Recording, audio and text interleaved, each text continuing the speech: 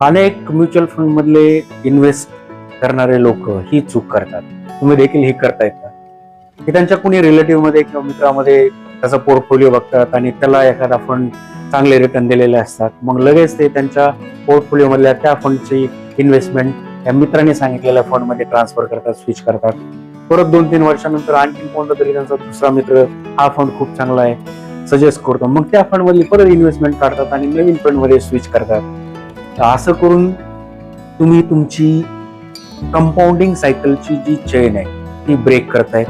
कारण mutual fund मधल्या ग्रोथसाठी, इन्व्हेस्टमेंटसाठी तुम्ही स्टेडी राहणं, पेशन्सली राहणं खूप गरजेचं असतं. दर 1-2 वर्षानंतर जर तुम्ही फंड स्विच करत असाल तर तुम्हाला त्याच्यामधून चांगले रिटर्न मिळतीलच याची गॅरंटी नाही.